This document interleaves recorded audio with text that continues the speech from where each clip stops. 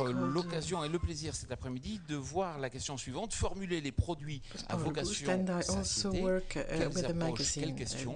Justement, on va pouvoir déjà avoir une première vision transversale de cette problématique avec Camille Michaud, si vous voulez bien me rejoindre. Et on peut l'applaudir, oui, tout à fait, qui est professeur à AgroParisTech et directrice de l'UMR, dont l'acronyme est génial. Alors peut-être il faut dire cet acronyme. She's also the manager of a center, which means, tell us more about your center.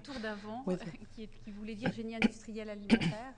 Cet acronyme-là, on a du mal à s'en défaire parce qu'en fait, les gens s'en souviennent. Well, it means et donc, une fois d'après, on a changé notre nom, mais pas l'acronyme. Donc, la l'UMR s'appelle Ingénierie Procédés Aliments. Voilà. Comme quoi, tout est possible. So we still have kept this name, alors, je vous laisse even la parole if officially we have changed slightly. Vous avez 20 minutes. So you have 20 minutes. Table-Ronde, et puis vous aurez and then aussi we'll have a round table session. Voilà. And the floor will be given to the audience for more questions.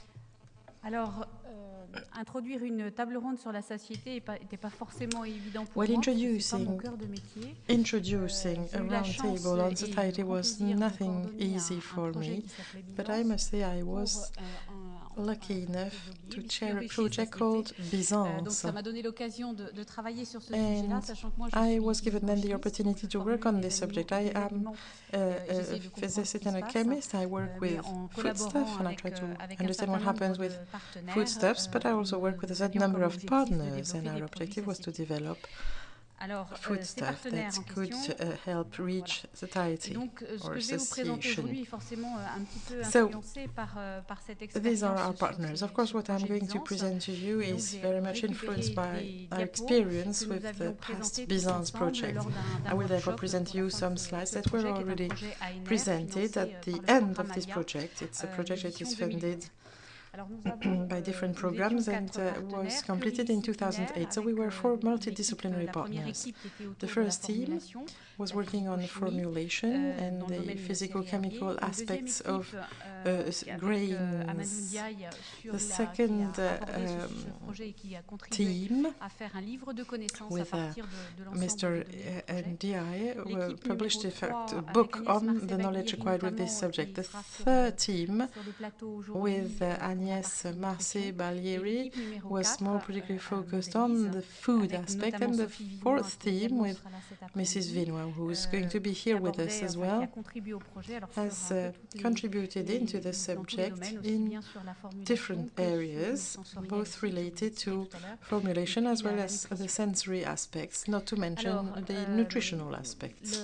On va reprendre juste très rapidement pour se remettre au même niveau de connaissance et se donner un vocabulaire commun. Le concept de satiété. Let us review briefly the concept of satiety. It's a prolonged feeling of having no hunger. It's characterized by the time of latency between two feelings of hunger. So assuming you've had an intake of food, if it has been plenty enough, you reach satiety, and this is when you start having you no longer feel hunger. Then we measure the time until the feeling of hunger gets back, and this is what we call the time of satiety. It can also be measured by the amount of food being ingested at the for the next meal. So of course satiety is influenced by the composition of the food, but also by its texture and palatability. This is the reason why we are very much interested in the sensory properties. We also have extrinsic factors like environmental, cognitive and emotional factors that play a role. So if we want to work on products or foodstuff that provide satiety, we have to consider all this, and this is a question that we will be reviewing with the panelists. We believed when we started this project that all such parameters were of interest in such a project. Now to further explain our project, we started not with any sorts of foodstuff, but with biscuits. Yes, biscuits. So we had to first of all start with the formulation so as to increase the satiety effect of this product. So we considered two particular types of ingredients, proteins on the one hand and soluble fibers with which create viscosity, which are viscosifying. So we have been using the scientific literature, which is abundant, but which is not offering a systematic consensus, actually, on the subject. The origin of these ingredients had to be checked, as well as their degree of purification, in particular for fibers. Are they really fully soluble or just partly soluble? And we also considered the technological impact with the grain size of the various powders that had to be included in our formulation. Now, when we use active ingredients, and at the time we wanted to have a lot in order to get an effect, we may have a problem in terms of the processing of the foodstuff. We have here two examples. One of the batters we have been, or dough rather, that we have prepared here lacks consistency, whereas the other one, on the contrary, is a bit sticky. So when we use rotary blenders, things do not appear very well. The biscuits appear broken, or that's for the first case, or if the dough is too sticky, many cleaning problems are then involved. So we decided for this project to develop a sensory tool that would help us work on the formulation just on the basis of pictures and classification criteria, such as the stickiness to the machine, the fluidity, and more criteria. So we just gave them a score to decide whether we should run the risk of putting the dough into the mixer. Now, when we have fibers, of course, a lot of water is to be absorbed, which may compete with other ingredients, so the water balance is pretty tricky. Besides, we also wanted these nutritional biscuits to be palatable with a low amount of fat and sugar, but which meant that the only problem we had was water. We didn't want to make the biscuit non-palatable.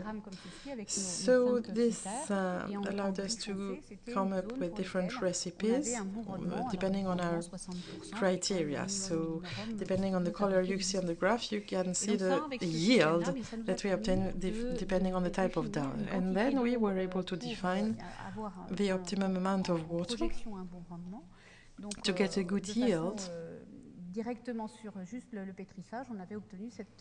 Just following the kneading of the dough. And then we decided to test the other recipes, and obviously we obtained different yields. As you see, the water window, if I may say, is pretty narrow. We only have a 2% margin, and our sensory prediction tool allowed us to set the water content in line with the amount of fiber. So that was a very much time-saving little trick that allowed our testers to review all sorts of recipes with different fibers and so on and so forth. Now, this is what we obtained after we produced several products. The control products are here in green. Now the ones with a lot of fiber or enriched in fibers are in blue. In red are those with protein enrichment, and in purple are those with both protein and fiber enrichment.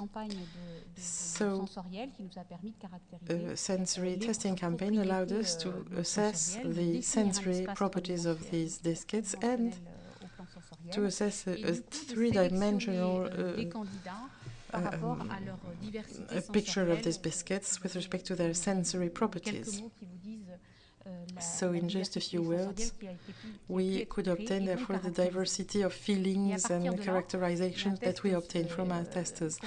Then consumer tests were run to check what would be the consumer's behavior and feelings about 10 products. In dark blue is a readily available product, and the other light blue colors, colored columns concern our test products. Of course, there are different degrees of appreciations.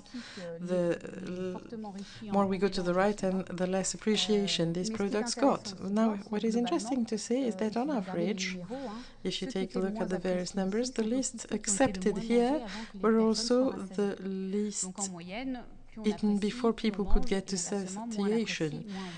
So the less you like them, the less you eat, and the more you like them, the more you eat before feeling sated. So we have here a set of diagrams that for each individual tester gives us the amount eaten with respect to the given score. So if the more you like, the more you eat, well, obviously it's not a true statement for anyone. For example, we have here this person who says that he doesn't like the biscuits, but still he swallows up to 10 biscuits. Subject number C, for example, is not eating a lot, but when the score increases, he starts eating much more. So there are in fact very different individual behaviors, but on average we were able to state or to conclude that the more you like, the more you eat. Now, if we use all those scores to try and get the sensory profiles on these ACP plan, we have here the sweetness and the morphology of the biscuits for the first two axes. We can classify then these products depending on their sensory or organoleptic properties and their sweetness. And in red is the area where products are most highly appreciated. So if we want to have products that people should like and therefore eat more, we will then focus in this red area.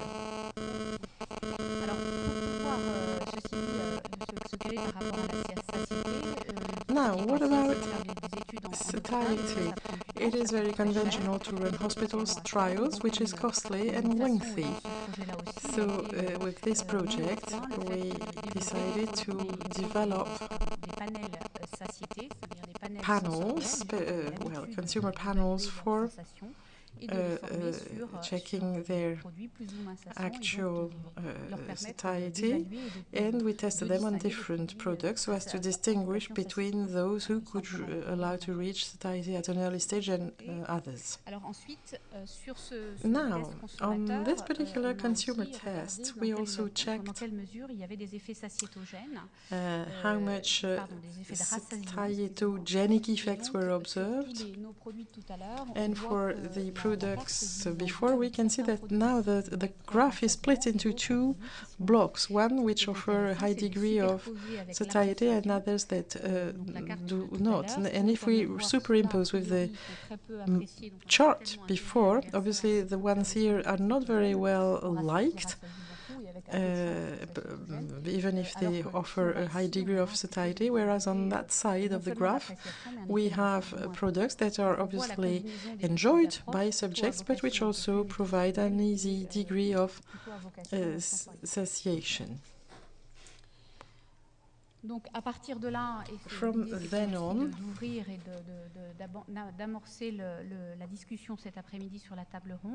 and this is going to be the subject of this roundtable session, we have decided to pick some interesting results from this Byzance project. Quite obviously, this is not the only one project on the subject of satiety, but we just wondered whether we would be able to change people's behavior just by, for example, delivering them a satiety message. We just wanted to check whether we could play on their feeling of hunger. But the other question was to know whether there was a real satiety effect or if this is just, I would say, a psychological bias. Now, should we recommend protein and fibers or protein or fibers? Is there combined effect or no combined effect.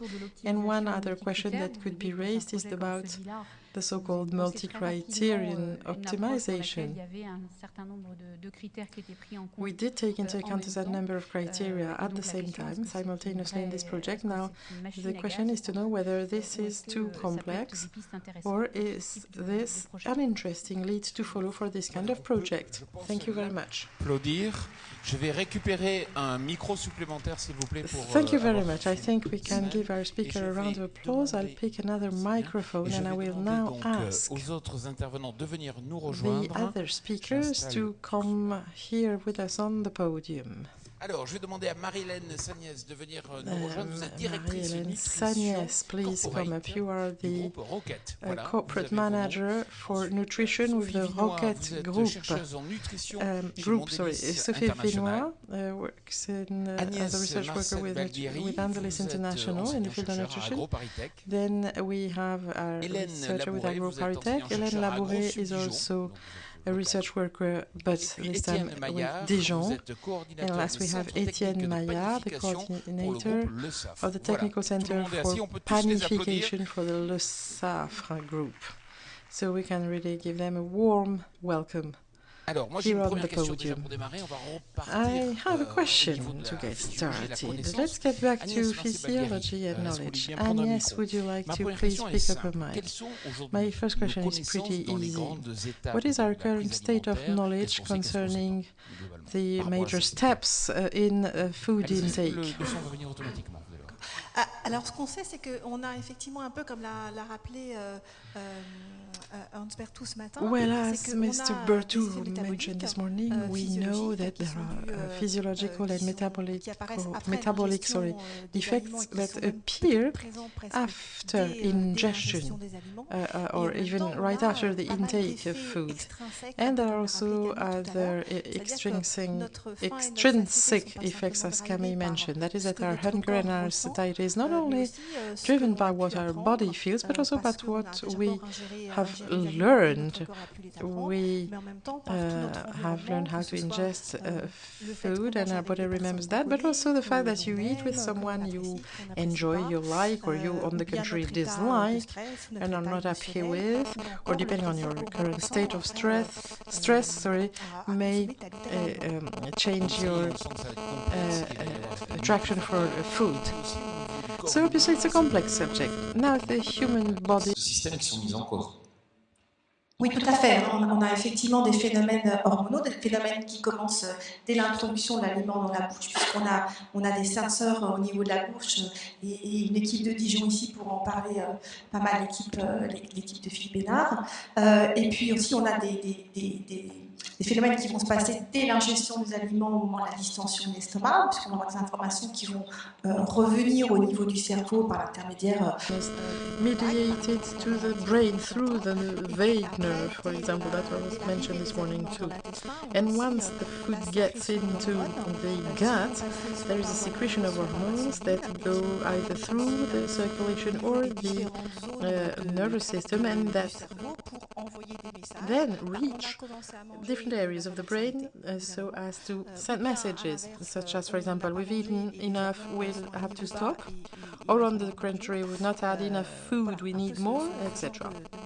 This is the kind of message, that physiological message that we can get. Why do we say I'm hungry or I'm not hungry? Why do we never think in terms of satiety? Well, the question was raised to many people actually when running such tests. I believe that if we ask the question, you'll all answer about the same. We are indeed very much able to define the state of hunger, being hungry, what you feel when you're hungry. There are physiological signs. You get gurgling sounds from your belly, you have a bit of a headache, etc. Now, once you've had food, it's much more difficult to say how you feel after you've had food. If you've had too much food, of course, you feel a bit sleepy. But once you've reached, I would say, a normal state of satiety, it is very difficult to find the right words to define that state, and this is something that we saw with Sophie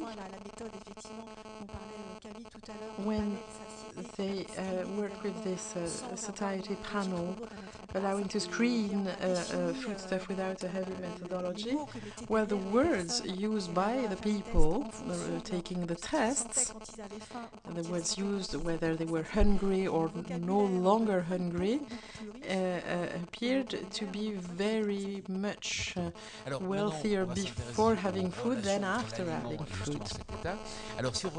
Okay, now let's then get into the relations between the food and the state. If we take a look at the texture of foodstuff, how can texture play a role? Well, food texture has been widely studied, but if you want to isolate the texture aspect from others, it's very difficult because texture goes along with the composition, with the formulation. So various surveys have been undertaken on semi-liquid or semi-solid foodstuff like yogurt or creams, and the results are quite clear on this. In fact, an increase in the viscosity of these products allows to increase the feeling of satiety. Now, for solid foodstuff, a change in the texture is much more difficult to obtain without changing the composition, and besides, results are by far more complex and diverse. Not only because satiety depends on the initial texture of the food in question, but also, as we saw this morning, from the oral processing, which vary from one person to the other. So conclusions then are no less clear and certainly difficult to draw. How about the complexity of aromas? You mean for satiety? Well then, when it comes to aromas, complexity appears. It was demonstrated through one survey that subjects having yogurt with a strawberry aroma, which is said to be complex. There are in fact different compounds, 15 different compounds with this particular aroma. This subject seemed to be reaching satiety faster than those with a single strawberry aroma, with one single molecule. Now, in addition to complexity, you have to think of the stimulation and of the duration of the orthonasal stimulation when ingesting the foodstuff. This is also another important element in creating satiety. That is, the longer the stimulation, the orthonasal stimulation, and the more extended satiety. Mrs. Sagnier, there are very few studies today on the interactions between fibers and the state of satiety. Can you name one with interesting conclusions? You mean, the impact of fibers? We are working with ingredients which are being extracted from different foodstuff, raw materials, so chickpea or maize, corn, potato, and we produce fibers that can either be soluble or not. In the course of our studies on satiety, in order to demonstrate the satiation power of this foodstuff, we measured the caloric intake with the following mean, and we also checked the impact on hormones. That was on a population of about 100 subjects, all placed in the same conditions. As Agnès was saying before, if you want to undertake a survey on satiety, you want individuals to be placed in the same context. If you've had a few drinks the day before, if you've been celebrating, etc., things may be very different. So this is why we need homogeneous populations. So that your sample wouldn't have been homogeneous with a bit of celebration then. Absolutely. Hélène, do we know how to forecast the satiation characteristic of a foodstuff? Well, there are several types of methods so as to assess this satiety effect. The most conventional methods used are methods that consist in just taking the statement of subjects. We just measure or assess the motivation for the subject for ingestion. So the subject states his or her feeling of hunger, and the less hungry he feels after having one portion of the food, the more it would be considered as being having reached satiety. The other one is a behavioral type of testing. We can let people eat as much as they want, so the less they have before they stop spontaneously, the better we believe he feels sated. Now, there are of course other surveys that have tried to use implicit methods, of course always with a view to check the satiety effect of foodstuff. Various tests have been undertaken on the so-called implicit association test, which allows to predict the satiety effect of a foodstuff by associating one given foodstuff, or at least words attached to this foodstuff, and the hedonist aspect, so the power of combination between the plausibility of the foodstuff is pretty high and doesn't change even after ingesting this foodstuff. However, it also seems that people have a faster association between the foodstuff that are related to a less pleasant wording or naming of the foodstuff. Marie-Hélène Sagnès, au sein du groupe Roquette, vous travaillez un grand nombre d'ingrédients. Marie-Hélène Sagnès, you work with the Roquette group and you work with a wide panel of ingredients, including proteins. Absolutely, we have proteins, maize protein, but we also work on pea protein, because pea is a pretty sustainable crop that doesn't use too much water, and the pea is protected because of the pod. So we believed it was interesting to work on this kind of protein. And we also undertook a study on 36 volunteer subjects. It was very easy for us because we work with powders, so we have to find the right vector. It could be a biscuit, but until now we've been using soups. So we asked subjects to eat a soup at 11, of about 200 kilocalories, and we just checked the impact on the luncheon. And obviously people were ingesting 100 kilocalories less for their luncheon, which is quite an interesting figure. We also checked the impact on cholecystokinin, which is a hormone for satiety, which is expressed more with proteins. And then we could see that the increase of cholecystokinin in the presence of protein, and in particular pea protein, was very visible. But that was only a milk protein, actually. So this is more or less the kind of surveys we're into to check satiety. How about weight? Is it interesting? Absolutely. But no, sorry, what about peas? Peas are very interesting because farmers are not very much interested. They rather grow grain cereals than peas because it's not an easy crop. But now they found it interesting for crop rotation. And this, in fact, reinforces the quality of wheat the year after. So if you want to develop the pea crops, the culture of pea, we have to convince farmers for that. And we found it indeed very difficult. We had, in fact, to buy our peas from Canada. And now that this is developing, farmers have started growing peas. Now, for those of you that are not in the farming environment, the peas indeed are difficult to grow. It's been grown in France for some 20 years quite intensively, but farmers are not very happy with it, are reluctant to grow that crop. But they've also observed that it offers nitrogen, which reinforces the quality of the coming wheat crop. Now, Etienne Maillard, as I said, you work with the Le Safre company. So what can you do in order to reinforce the satiety effect of bread?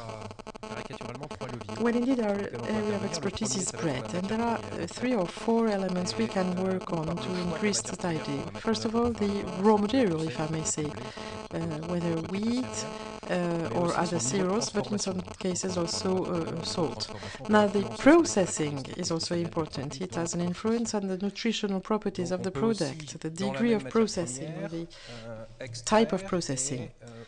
Then we can also either enrich or, on the contrary, deprive an active ingredient from one given element. You can have a protein-enriched protein or quite the contrary.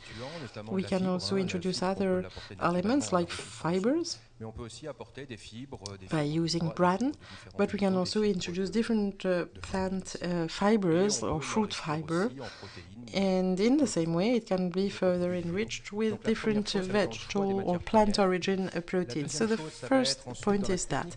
The second point is about the technique of making bread.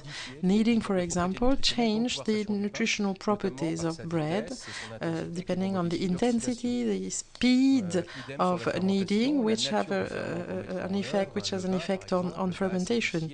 The use of yeast also changes the bread. The different types of yeast will have different effects on the development of the dough. And the third aspect is about the baking. Baking will change properties, and in particular the ratio between crust and the soft whiter part. So the finished product is what counts, depending what you want to do with it. So you can give it a different size, consistency, etc. So you can work on the shape, the palatability, and in some cases you can also work with the environment. For example, when you walk in front of a baker's in town, you have a nice bread, freshly baked bread smell that is diffused towards the street, and it works very well. So we work with the raw material and the processing. So, we think a lot of bread, but what about other ingredients? Well, that's for the Western world, because in the 19th century we would eat something like 900 to 1 kilo of bread a day, and in our current society we eat something like 300 grams a day. And at the turn of the century, I mean the 20th century, bread could be accompanied with a bit of cheese or meat, and if you're not so wealthy, maybe just a broth. Now, today we rather have proteins of animal origin, and you add bread onto that. So the role of bread has changed, but that's for the Western population. It's still a staple food, just as potato or rice.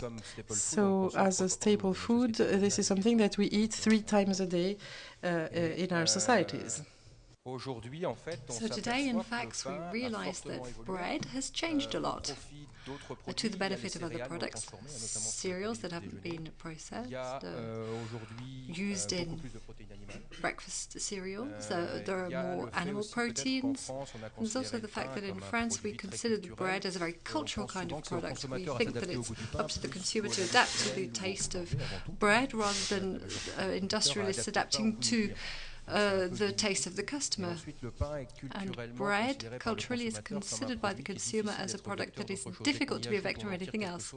As soon as you add something to it or you take something away from it, the product is no longer natural. It has to stay as it has been throughout time. So,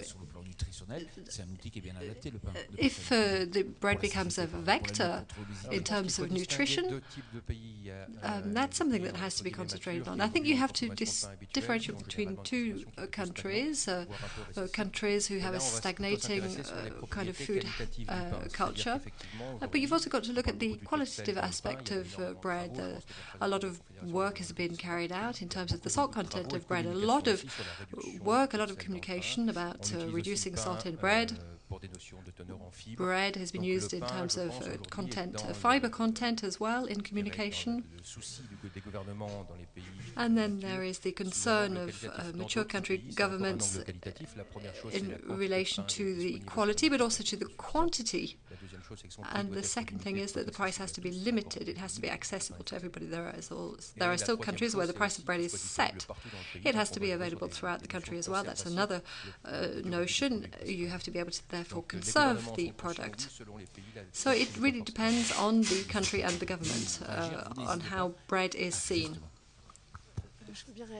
Yeah, I'd like to react. When we talk about bread, it's a bit like talking about one category of a product. It covers a lot of different things. If we talk about satiety-inducing food in terms of bread, we have to be specific. What do we mean? How can we improve satiety-inducing qualities of bread? I love baguettes, but are we talking about baguettes or are we talking about English bread? English bread, English loaves, sold in supermarkets. So we're not talking about the same notion when we compare these two types of bread. The bread that can be sold in France with a high level of cereal, for example, or in Nordic countries where the cereal levels are even higher. So in the bread categories, and I think maybe we'll come back to that later on, there are characteristics. So you've got white bread developed in the 50s to 80s.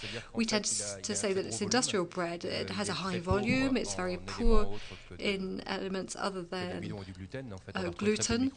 There are very few microelements. There is very little fiber inside this kind of bread. This bread follows a short supply chain. That kind of bread cannot be considered as something that gives us a high nutritional value.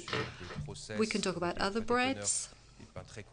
It's a very, wholemeal breads based on wheat, yeast-based breads. This is where we can really express these kind of values, these nutritional values.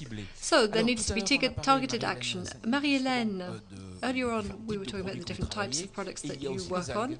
You also have algae that you work on, seaweed. So in that field, in the seaweed field, can we characterize algae? Well, that is my hobby horse indeed. So microalgae. We've developed a flour based on microalgae, a chloral. It's an element, a component that is very complete. It contains lipids, proteins, fibers, glucides and minerals. So it's when you use this in a yogurt or a cake, you get advantages. You have it means that there is less information on the label needed. So this flour allows us to reduce the fatty content by 50% for some applications. And the fiber that is contained is mainly made up of galactomannan.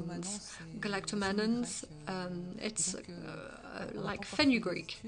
We haven't done any studies yet, but we think that we are likely to have a satiety-inducing effect thanks to this microalgae-based flour.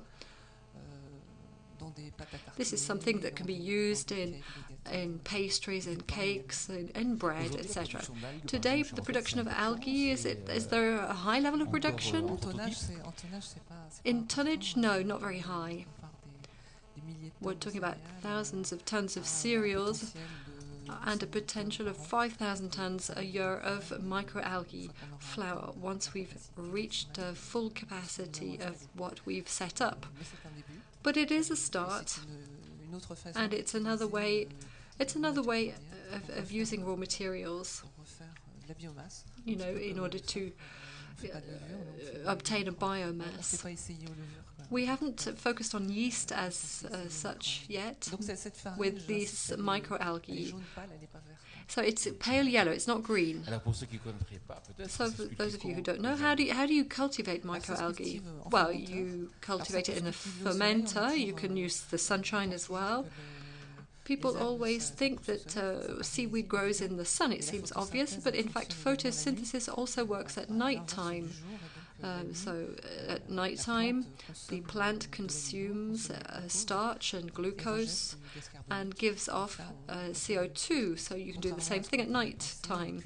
So unlike what one might think, cultivating seaweeds in water means that you're using less water than the water you need for rice or other products. Are we talking about large surface areas? No, they're fermenters that are used. So Mr. Michon, we were listening to you earlier on, and we were saying that we know how to make products with a satiety-inducing effect, but how easy are they to make? Well, it depends on the products. It's true that we saw that bread can be one type of product. There are other types of products, of course. And the problem, as I tried to illustrate earlier on, is that if you add a lot of fiber or a lot of proteins, you modify the modifiers of the matrix that you're trying to transform, and then you can have a certain number of problems, either because the product becomes too viscous and you can't handle it properly, or during processing you produce a finished product that is thick or grainy. You can have things like this happening. So it's not easy, and it means that you need a lot of experience in order to understand what you're trying to do. You need to understand how you modify the food matrix by adding proteins and fiber. You need to be able to find new processing parameters or look at a different kind of technological path. So you need to be, if you want to manufacture a product that's good. Sophie Vinois, if you'd like to pick up a microphone, in your opinion, do we need to develop a real kind of science in order to characterize functional claims? Science? Well, there is a science that exists. So we've been working on satiety for many, many years. I think the science exists. Science hasn't found everything. That's just as well. It means that we can continue to work in this field. However, there is already an awful lot of knowledge in this field, as Agnès said. And as Hélène said, we know an awful lot about things between the food product and the human body, how to regulate satiety. It's very complex, as has been said. We're continuing to collect knowledge. So if we wait to have all of the scientific facts, well, we won't be advancing very fast. We'll have to wait for 200 years, maybe. Today, there are already things that we know how to do. I think we know enough, in my opinion, to move ahead. So there aren't any products with allegations for the moment. No. No, there's no functional allegation allowed. The European regulations exist since 2007. The regulations entered into application last year. And there is a transient phase, but no scientific or regulatory document has been through the new screen, if you will. So there's no product with this function in terms of satiety-inducing. How long will it take? And why is that? Well, I think it's because it's complicated. It's complicated because the files that have been submitted concern a new rule. There are many files, many projects don't have enough characterization. That's a new part of the regulation. You have to have characterization. Also, you have to take into account that it's a very complicated science, and in terms of the tools, and if there are the tools to rate satiety-inducing foods, but there needs to be a scientific consensus as well to be able to convince those who are setting regulations. We need to convince them that the current tools, even if they fail in certain areas, for example, we've shown that hormones involved in satiety are very important. But there's a disconnection in some studies between hormones that have reacted properly, and the impact on food intake, or with visual scales there is a difference. So in spite of this partial disconnection, the scientific community, academic researchers, private researchers need to join together in order to validate it, in order to reach consensus about the existing tools, even if these tools have to be improved so that regulators consider the tools as valid. And today, if we read the guidance, I can't remember the exact word, the guidelines in terms of satiety evaluations, it's all very vague. So it's the first industrialist who will provide the case law and who will either tip the balance in the right direction, or they will have their fingers wrapped and will have to start again. Mr. Michon, would you like, Mrs. Michon, would you like to add something? Yes, I'd just like to add something else. The reasons why it's difficult to go beyond this mark is that satiety-inducing effects have to be proven for several months of the product being taken, and these are the studies that we need to start. It's getting people to eat the same food for months and months and months. So it's not an easy thing to implement. It's not easy to find the financing for it either. Yes, just to continue on from what Camille was saying, this is indeed one of the points, a blocking point in terms of the regulations. How do you take into account satiety rating methods? As my colleague said, there are subjective methods that are linked to the individual, linked to sensations of hunger and satiety evaluation scales, and then there are objective methods, so real food intake, so measuring what subjects really consume. And if you take, and then you have the regulatory experts, so they agree that these scales, the analogical scales, the visual scales may be advantageous. There are 7 scientists who have proven that these are reproducible methods. So for the same products, we've got more or less the same sensation. We know that.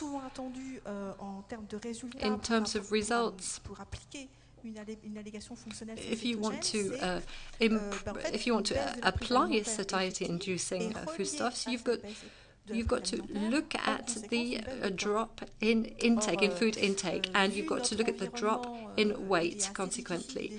So it's already difficult to manage one's weight, and effectively with what we said earlier on, with the importance of emotions, the importance of stress and the environment, even if we have foodstuffs that bring down our food intake over a certain time, in the long term it's perhaps not as easy to continue with. And there are many studies that have been carried out in this field because it's very expensive to look at this kind of data.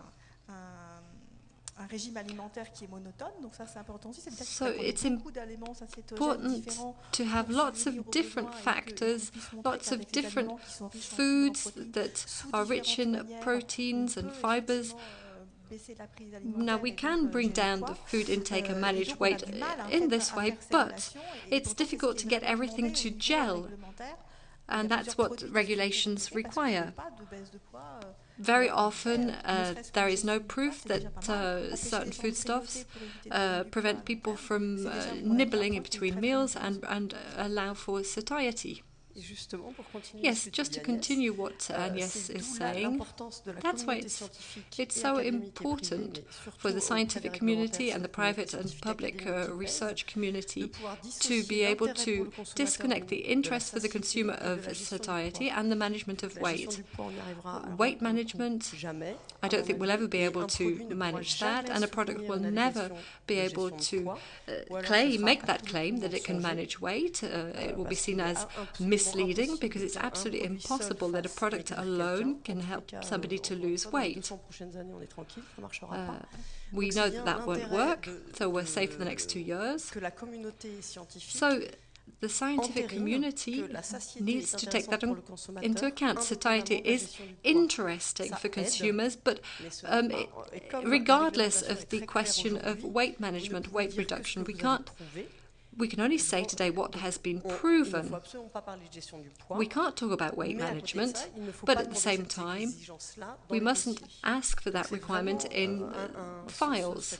So it's really this scientific consensus that we need to reach. This is what we don't have today. Make a note of your questions, because you will be able to say what you have to say later. At European scale, we've seen what's happening, but what about in other countries across the world? You know, whereabouts are they in other places? To my mind, Europe in terms of regulations is setting the pace. I know Andrew Berthuis is American. There are Americans, well, there are American regulations that have been around for a longer time, but the application, and I'm just talking about our own case, Mondelez, and the interpretation that we have, to have specific functional files. It's very, very, very difficult. It's almost unreachable. However, the American consumer understands the impact of ingredients, and so proteins are enough to make the American consumer understand satiety. So European regulations may be better for the consumer, because we can have functional claims in terms of satiety. If we get through the things that need to be made clearer. So in Europe we are setting the pace. In Brazil, well, Brazil is looking at us in terms of our regulations. India is setting up regulations for these claims and is looking at what Europe is doing. Australia is in the same case. So at worldwide level, there are many, many countries who are trying to fight against obesity, and they are therefore setting up regulations. So Europe is looked at in many other countries in the world. Now, this is my vision. Maybe people who are not from Europe will disagree with me, but in our company, we know that Europe and its regulations is being looked at. People are looking to us to see what the impact will be, because we're beginning to see the first effects of what we're doing. So countries are looking to us, other regions of the world are looking to us to see whether it is a favourable or unfavourable field. We still don't know what the reaction of industrialists is going to be. What are they going to do? Will they look at, will they join this functional race or not? And what will be the consequences for the consumer? And this disconnection between weight management and satiety. Who needs to generate that disconnection? Who needs to give the trigger, pull the trigger? The Scientific Academy, says the lady. And who will be the spokesperson? Who will initiate that? Well, there are many, many experts of world renown, European renown. There are consortia.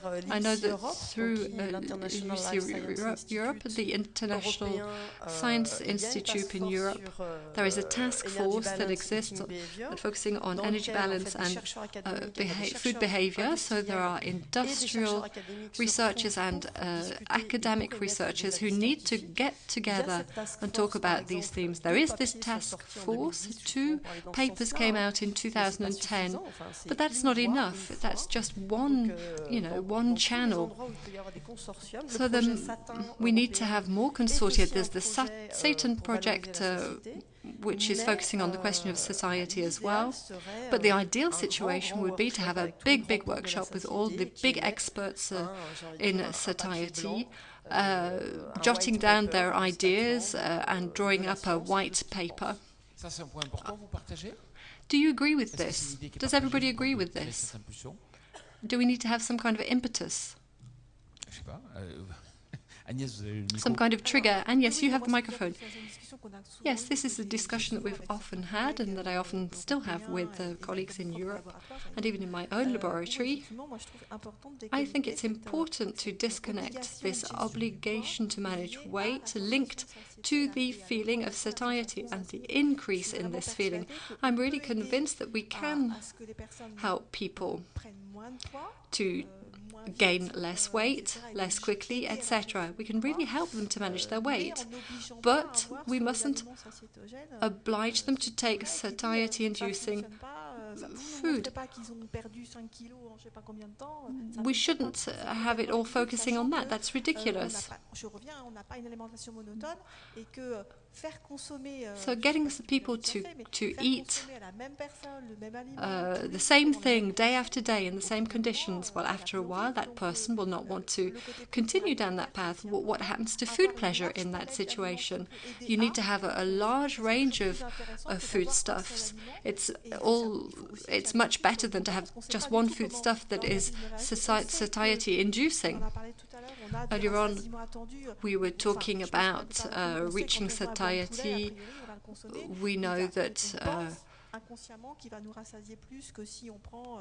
chicken is going to fill us more than 100 grams of strawberry because we have a metabolic experience. So that means that when you incorporate these foodstuffs that have more or less fiber or protein, our body understands what we're doing and may react. So there's a whole process that is going to be set up, but as long as you haven't set up that process, we don't know how people are going to react, how we are going to react after a certain period. Yes, I agree, because the weight at the end of the day doesn't really mean very much. If I take a kilo of fat, it looks something like this, and if I take a kilo of muscle, it looks like that. So at the end of the day, it's the look, it's the appearance that is important, because when you take some fat, if you take on fat, then your body changes. It's different if you take on muscle. And that's something that has to be kept in mind. What's most important is how many calories you take in. And perhaps weight is not the best criterion in terms of losing weight, because of the weight of muscle. Yes, I'd just like to add something to that. When we develop a satiety-inducing product, it's to help people not to nibble between meals. So you have to look at that in the context of an overall diet. It's what Agnès was saying. You can't just get people to eat satiety-inducing food, and this is where we need to carry out more studies. We need to look at the contribution of the satiety-inducing food as part of a more general diet. So, Marie-Hélène, with these satiety-inducing foods, when they come along, will we have to think about marketing differently? I'm not really a marketing specialist. No, I have become a bit of a specialist lately, maybe.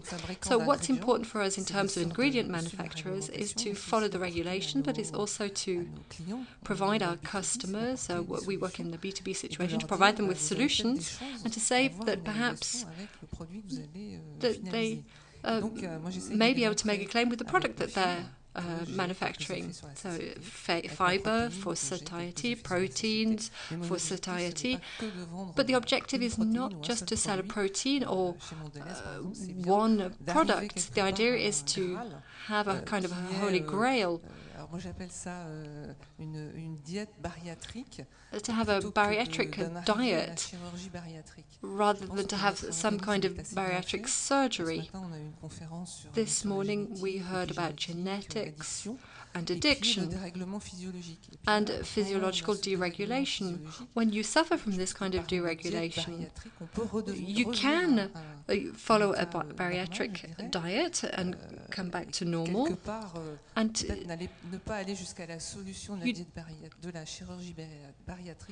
but maybe you don't have to go via this solution, which is used for cases of morbid obesity and in young people, which I find a shame. Perhaps with the foodstuff manufacturers, there are other solutions that need to be explored. What do we know really in terms of the satiety-inducing effects of a product? If you have a product with a lot of fiber and a product with a lot of protein, do we know that 2 + 1 = 2?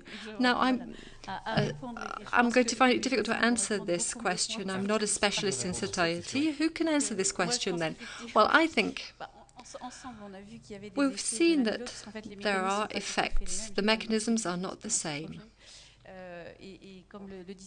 And as Agnès was saying, proteins activate satiety-inducing effects, have an effect on hormones. Fibers slow down the digestion of products. So we can say that we can build up the two, we can slow down everything, and we can make sure that the proteins arrive more slowly and trigger the satiety cascade a little bit later on.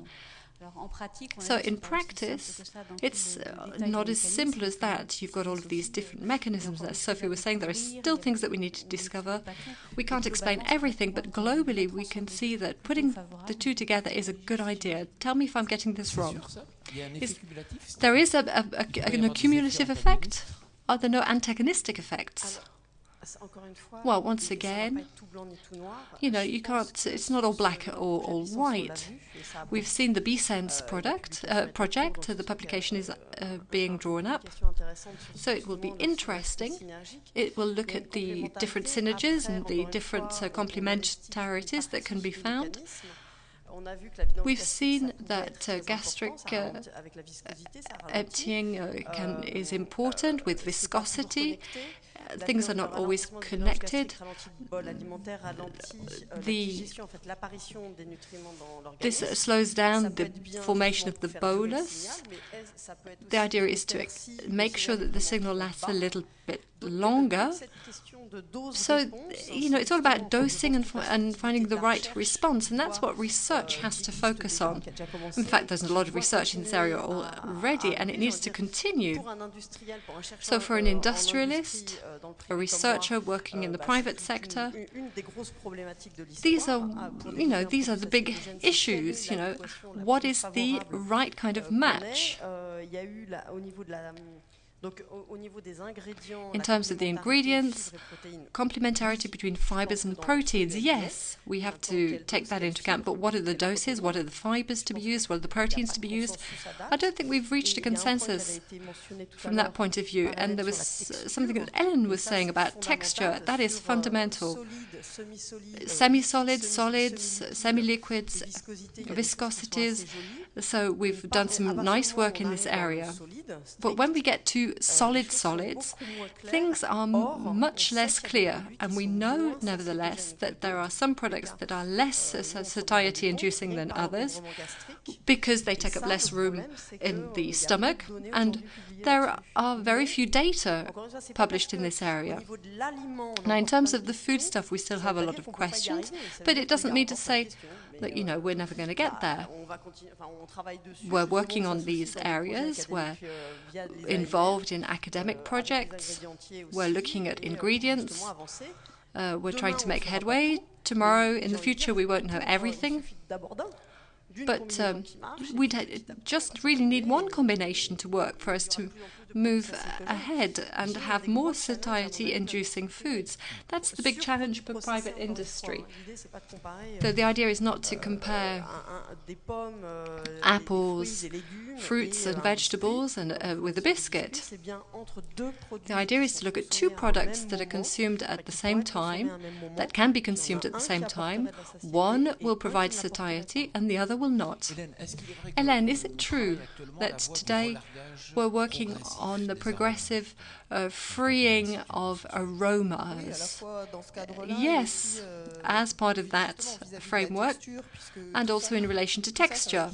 All of that's going to be linked after all. Earlier on I was talking about extending the retronasal freeing. One of the means of extending that retronasal stimulation is again to play with the texture of foodstuffs.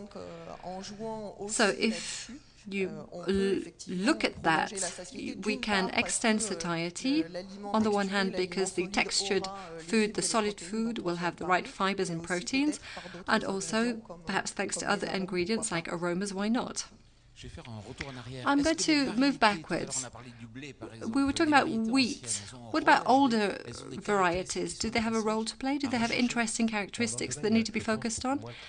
Well, I think much more than the research that has been carried out, wheat selection is based on criteria that was not nutritional in the past.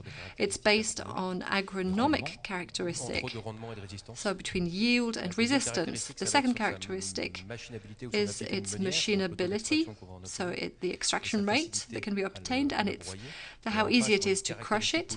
And then there's a baking characteristic that's linked mainly to volume. So very rarely, there is very little data that allows us to classify wheat based on regional characteristics. We know that some older varieties have properties that are perhaps more advantageous. I think there are two centres that have worked on the INRA in Clermont-Ferrand, I believe, and the INRA in Nantes, which has made more progress than other institutes. They're looking at new approaches, but today that is not a selection criterion for wheat. Also, coming to wheat processing, thinking needs to be carried out. Today we work with cylinders that remove the natural characteristics from wheat. Fragments are removed, the part between the outside and the inside of the wheat. These are the parts that are removed, but are also the richest in terms of fiber. So we're wondering whether that is such a good idea. And we're looking at certain varieties and what we can grind in certain mills.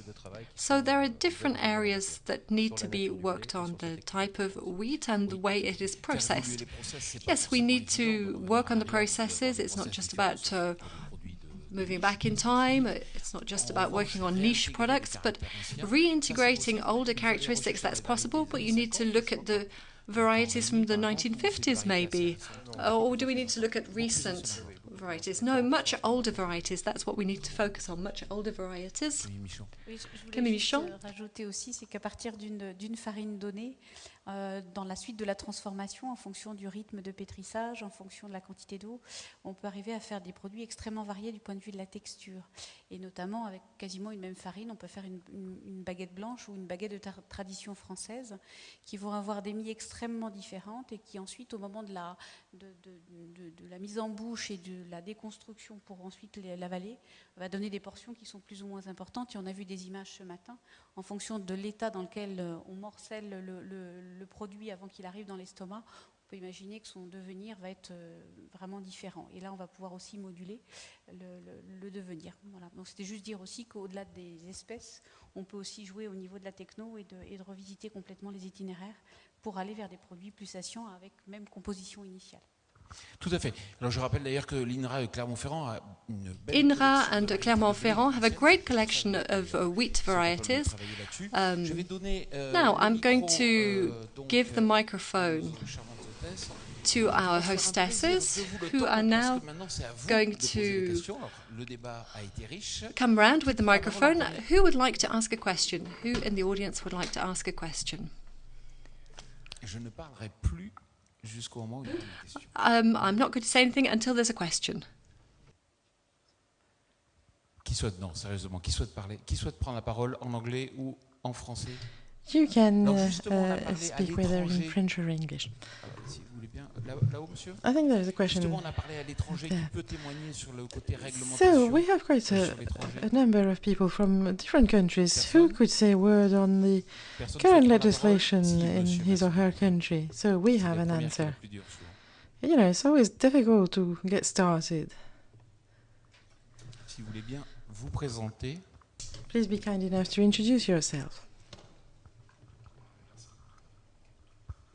Oui, bonjour, Pascal Danger, Chambre de commerce du Beaujolais. My name is Pascal Danger with the Chamber of Commerce of Beaujolais. Used to work in the agribusiness. So we heard a lot about satiety with solid foodstuff. Now, when it comes to liquid foodstuff, this has not been mentioned.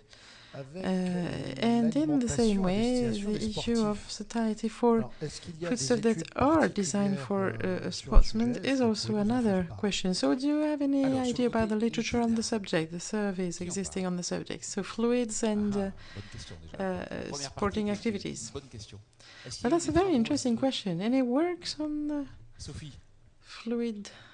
Il y a eu effectivement, parce que ce qu'on dit tout à l'heure, en fait, la texture est relativement well, actually, texture is important.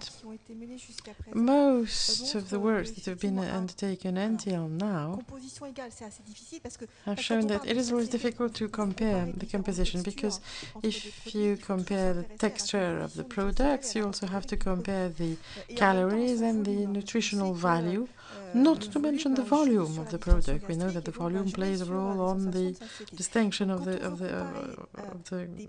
gastric distension. So if we were to compare products with the same nutritional composition, the same volume, the same nutritional value and the same calories, it becomes very, very, very difficult. However, some studies were undertaken in the USA and in the Netherlands, in Wageningen, as they were able to produce some foodstuff with about the same type of composition, the same caloric value, and they were able to demonstrate that for fluid foodstuff, the notion of satiety was not as big, as high as with solid or semi-viscous foodstuff satiety. For example, milk, yogurt, cheese. Even if the composition is very similar, well, milk would create a lesser degree of satiety. This has to do with the texture, obviously, and this is true, for example, for apples. There was a study in the USA that I think it was some 7 or 8 years ago. So they've been using apples. It's pretty easy because apples are easily eaten by consumers. You can have a cooked apple, fresh apple cut in pieces, and apple juice. So you have the same nutritional value, but obviously apple juice doesn't offer the same degree of satiety when with respect to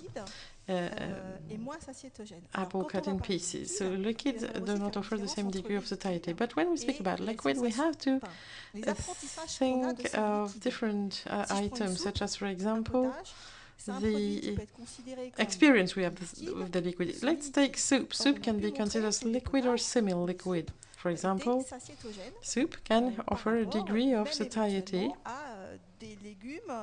even compared to a solid plate of vegetable, offering the same caloric intake. So it's a question of learning experience. Your eating habits, your cultural experience, your food experience with the product all play a role on the feeling of feeling sated or not. So it's not so easy. So it could be wrong to say that the fluids do not offer the same satiety effect. This is usually the case, but it's not always the same. So the texture can certainly introduce a different aspect. Now, to combine your two questions about liquid foodstuff and sportsmen, osmotic pressure is an important element. We know that the gastric emptying is different when the osmotic pressure is low. This is something that is important in babies to avoid regurgitation. Babies are being fed with maltodextrin. So obviously, if the food remains longer in the stomach, you don't feel hungry as early. And it also has to do with protein. Sportsmen use a lot of, eat a lot of protein. and usually do not wonder about being hungry or not. They have to ingest 100 grams of proteins full stop, and do not really consider whether they feel like eating it or not. However, it's true that sportsmen usually do not ingest enough fibers because, as they fermentate in the gut, they tend to produce butyric acid or propionic acid, which indeed help with energy levels, particularly with the gut and the liver, so they should be able to ingest a little more fibers. One more question here, I think. Oui, bonjour, Sylvie Turgeon de l'INAF, l'Université Laval. Peut-être un Good morning, I work with the University of Laval in Quebec. We have tried working on a change in the viscosity of a liquid. The idea was, first of all, to check the glycemia, but we had also been using visual analog scales, and it's always difficult to change the viscosity of a product if you want it to be accepted as a good product and if you want to have a significant effect on society. On another project, we also worked on yogurt, and we changed the ratio between protein and casein, and we observed different important differences. Excuse me. So this was used as a snack before a luncheon that was without any restriction, and obviously there was a change in the feeling of satiety. So obviously there's still a lot to do for this complex foodstuff, and the food matrix is indeed very important. Now, to further elaborate on your issue about the legislation in Canada, we still are going through a consultation process as to the requirements that can be necessary to have claims, health claims, and to claim satiety without the consumer thinking immediately in terms of weight loss. So the discussion is to know whether should we allow industrialists to use that claim or not. And as far as I know, no decision yet has been made in Canada. I'd like to make a comment. There's a paper which was published last year, or in 2012 maybe, concerning the customers' understanding of the question of satiety and weight loss. The consumer is not a silly person, and that's a good point actually. And the consumer understands, at least this paper demonstrates that the customer knows that in order to lose weight, there is a personal effort to undertake, and that comes first and foremost prior to any claim of any whatsoever product. So there was a scale with the different questions related to satiety, would you be happy with fibers, etc. And there was, as far as I remember, 7 scores to apply, so the consumer knows that, of course, fibers may be helpful in releasing the feeling of hunger, but when it comes to weight management, weight loss, it seems that the customer is not silly enough and knows that a lot of endeavor is necessary. So consumers do not believe in such claims. Even if in some countries such claims are legal, most consumers know that if you want to lose weight, at least those that have had to lose weight at some time, know that no product will be able to help them. So the customer's feeling, the consumer feeling is to be trusted. People know that there's no wonder foodstuff if you want to lose weight. well, in Quebec or Canada at large, the extreme popularity of the Greek yogurt, which is a high protein content yogurt, had nothing to do with the weight loss. And the consumers like the so-called Greek yogurt, whatever the claim. We can take one very last question before we move to the next session. We have a question here in the first row. Bonjour, je suis Caroline Faquet, je suis Good journaliste afternoon, sorry, my name is Caroline Faquet for the paper called J'avais une question juste pour replacer Les Marchés. It's an agri-business type of magazine. I have a question concerning the scope of your work. Everything you said is really interesting, but I'd like to know what is in fact at stake. What is the purpose of your work? Is there any economic deadline? Is this public health issue, avoiding malnutrition or obesity, or does this go even farther? I am thinking, for example, of the demographic boom and the many problems of access to proteins for some countries, some areas. Merci pour cette question. Thank you for this question. Concerning your last point about access to proteins, if you consider fibers in an apple or whatever vegetable, the cost per kilo is about 30 to 30 euros per kilo. We try to have products available, products that should be better for health, including fibers and proteins.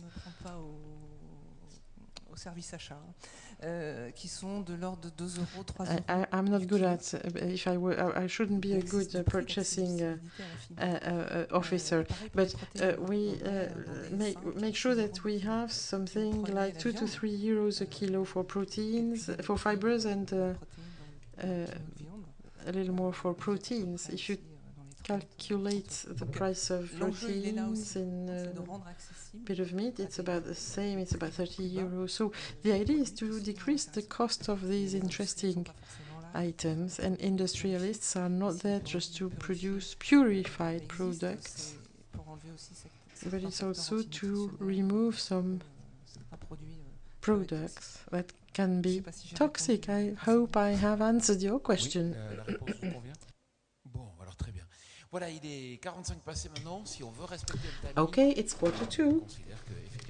So, if we are strict with our time schedule, this is the end of this roundtable. Ce débat très riche. Merci beaucoup.